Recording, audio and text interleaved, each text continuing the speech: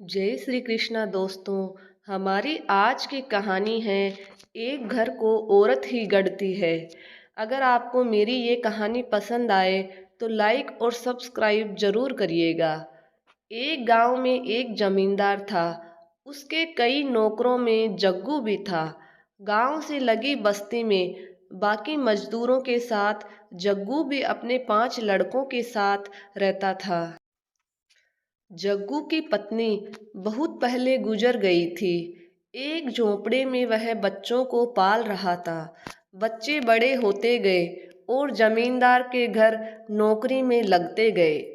सब मजदूरों को शाम को मजदूरी मिलती। जग्गू और उसके लड़के चना और गुड़ लेते थे। चना भूनकर गुड़ के साथ खा लेते थे। बस्ती वालों ने जग्गू को बड़े लड़के की शादी कर लेने की सलाह दी।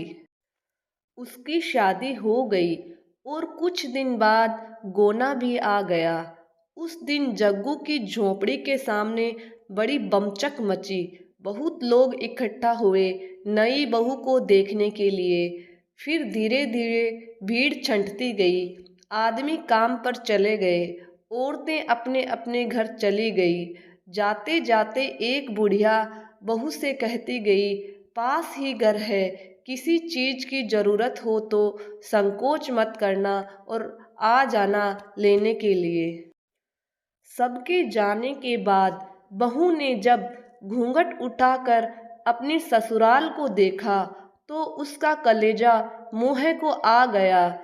जर्जर सी झोंपड़ी, खूंटी पर टंगी कुछ पोटलियां और झोंपड़ी के बाहर बने 6 चूल्हे। जग्गू और उसके सभी बच्चे अलग अलग चना भूनते थे। बहू का मन हुआ कि उठे और सरपट अपने गांव को भाग चले, पर अचानक उसे सोचकर दचका लगा, वहां कौन से नूर गड़े हैं। माँ तो है नहीं, भाई भौजाई के राज में नौकरी नौकरानी जैसी जिंदगी ही तो गुजारनी होगी। यह सोचते हुए वह बुक्का फाड़ रोने लगी।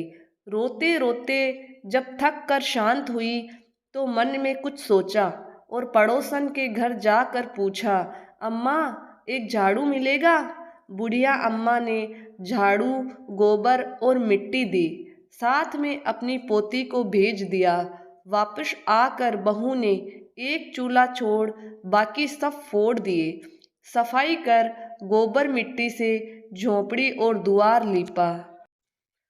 फिर उसने सभी पोटलियों के चने एक साथ किए और अम्मा के घर जाकर चना पीसा। अम्मा ने उसे साग और चटनी भी दी। वापस आकर बहू ने चने के आटे की रोटियां बनाई और इंतजार करने लगी। जग्गू और उसके लड़के जब लौटे तो एक ही चूल्हा देखकर भड़क गए। चिल्लाने लगे कि इसने तो आते ही सत्यानाश कर दिया। अपने आदमी का चूल्हा छोड़ बाकी सबका चूल्हा फोड़ दिया। झगड़े की आवाज सुनकर बहू झोंपड़ी से निकली और बोली, आप लोग हाथ मुंह धोकर बैठिए, मैं खाना निकाल कर लाती हूँ। सब अचकचा गए, हाथ मुंह धोकर बैठ गए। बहू ने पत्तल पर खाना परोसा, रोटी, साग और चटनी। मुद्दत बाद उन्हें ऐसा खाना मिला था।